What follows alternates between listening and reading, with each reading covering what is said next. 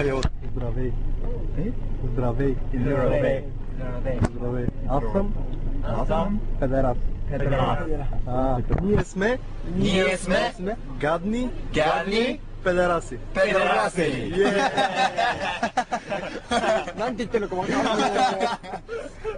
Симонета да търдо. Не слагай ръка. Обичаме Сергей Станишев. Ние сме супер яки педерасчета.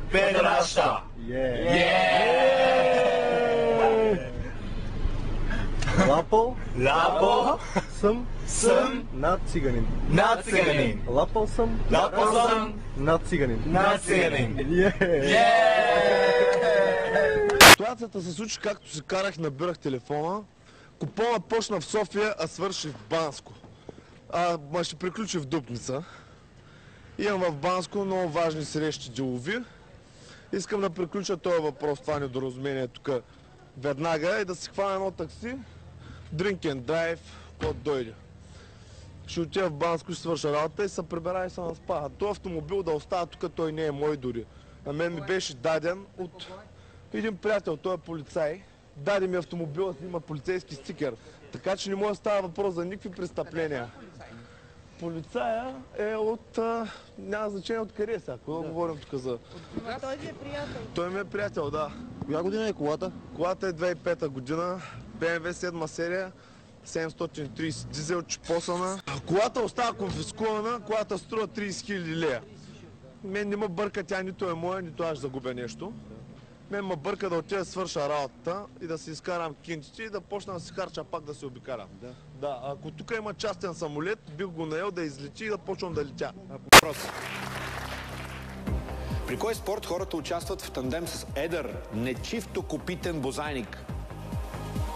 Джудо. Конен спорт. Вдигане на тежести. Сумо.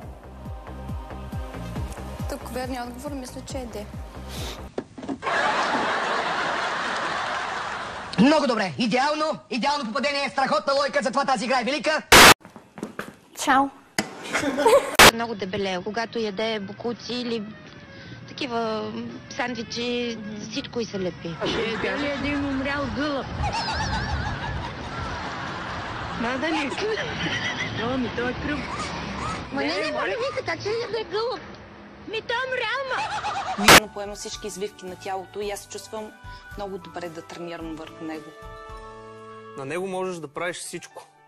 Можеш да се отпуснеш след работа, да си провериш пощата. Или...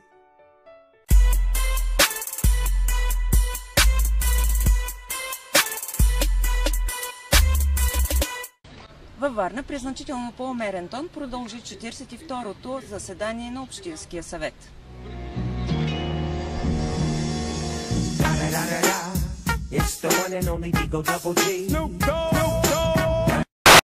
Здравейте, господин Вучо. Слушам ви. Аз съм от едно село Хасковско. Казвам се Али Мехметов съм. Всяка вечер, всяка събота, ние сме 8-9 души пенсионери. Слушаме вашето предаване, което направо за нас е разкошно. Абсолютно за нас, господин професора, вие сте един бог.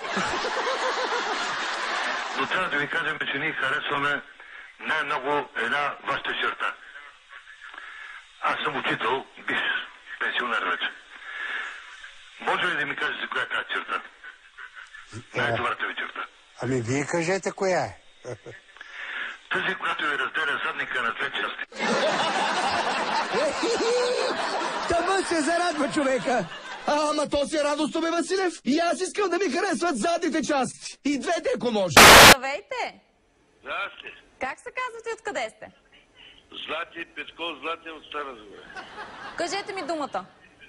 Скара.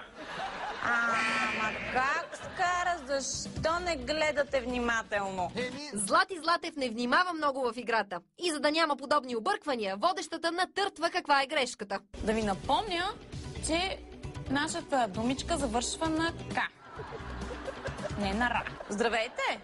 Здрасти. Това здрасти ми звучи познато. Здрасти. Как се казвате?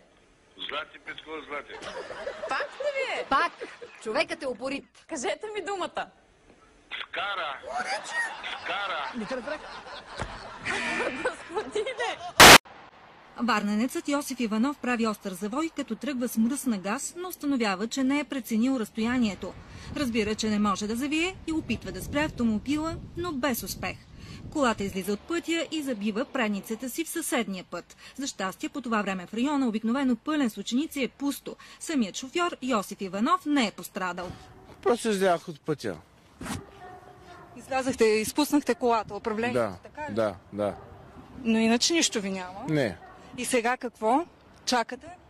Чакам да дадат становището на полицаите. Ага. А от гражданска защита някой извикахте ли да ви измъкне колата или няма да се наложи?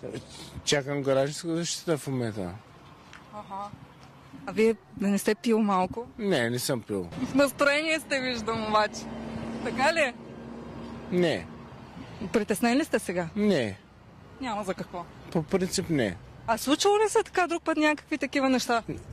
По принцип не е за първи път. Ага. Дано да е за последен. Дано да е така. Ало? Да. Добър ден, с днешна дата. Добър ден, Иване. Този път си пълен. Много са си лични с този зрител, само по гласа го позна. Добър ден, Иване. Бързо въпроса преди да затракаш като картечник. Не се очудвай, Геро, този зрител вече всички го знаят. Иван Василев Цонев е на телефона. Бавно. Просто ви уважавам и ви свалям шапка за това, че говорите на живо. Зрители, Айде да се хванем на бас, че първия ще бъде Иван Василев Цонев от Пловдив. Отлично ти работи паметта, Геро. Добър вечер. Спечели. И какво? Този път разбраха ли го? Сега Коритаров ще ти отговори. Този наш зрител Иван от Пловдив има една особеност.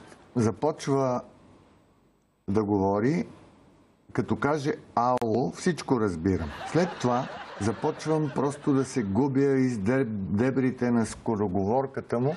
Като каже ало, и аз му разбирам, ама после реагирам като Божидар Димитров. Може би сте прав, като казвате, че доста хора те се изказали някой ще гладко от нас. Той горкия не спира да се изненадва. Двамата с Коритаров никога няма да могат да разшифроват изказа на Цонев. Изглеждат все едно ги е накарал да направят диофантов анализ на линейно уравнение. Сигурно му доставя огромно удоволствие да ги мъчи. Не, Геро, оказва се, че е точно обратното. Разровихме се в архива и открихме участие на Иван Цонев при Венета, където разкрива какво мисли за предаванията, в които се включва. Аз от, може би, няколко години постоянно се обаждам най-вече на телевизионни медии, като вас, на живо. Тъй като всъщност вие сте действително с шанс да бъдете свръхразумно подобни, антипрестъпно научни, т.е. доминантно антипрестъпно научни, съвременни, супер велики човеци. Това беше най-точното описание на Коритаров и Божидар Димитров, което аз в живота си досега съм чувал. Свръхразумно подобни, антипрестъпно научни, т.е. доминантно антипрестъпно научни, съвременни, супер велики човеци. Това е голям. Зрители се обаждат в студиото, за да налучкат вярната дума. Здравейте! Здравейте. А вие откъде звъните и как се казвате? Иван от София. Иване, какво работите? Механик. Механик, добре. Шеги и закачки с зрителите. Минава времето на Лина. Механик. Механик, добре. Кажете сега, кой е отговора? Голям педал. Оле, Иване, как може такива неща да говорите вие типично за механиците, такива прибор? Ами да, типично. Видиш ли механик, чакай от него някаква глупост. Кой е отговора? Голям педал. Оле, Иване, как може такива неща да говорите вие типично за механиците, такива прибор? Продължаваме напред. Благодаря, грешен отговор. Продължаваме напред с следващия зрител. Как се казвате вие, откъде сте? Аз съм Николай от Пловдив. Ники от Пловдив. Виждали ли сме с вас? Не. Добре, ама сме се чували май. Аз ви виждам. Вие ме виждате, аз обаче не ви виждам, ама си ви представям. Представя си го, Лина, но представа си няма какъв отговор ще й даде Ники. Аз си виждам. Вие ме виждате, аз обаче не ви виждам, ама си ви представям. Казвайте отговора. Голям мазол. Ама, Николай, аз не обичам да си представям такива гадни неща, ни големи мазоли и такива неща. Не е грешен отговор. Ако питате мен, госпожица Игнатова, Лина току-що си представи Николай с големи гадни мазоли. На телефона вече е и следващия зрител. Да видим какво си представя той като верен отговор. Аз съм Наско. Наско, къде звъниш? От Варна. Откъде? От Варна. И с тебе познаваме се вече, нали? Аз ги съм ги гледал потреби. Добре. Айде сега, какви верният отговор? Срам, ама цикъл. Абе, срам, ама работата става по-зле. Отрън, тебе глуп. Срам, ама цикъл. Абе, Ваню. Къв цикъл. Васко, Наско. Чакай, Ваню, Васко, Наско, Маско и така нататък.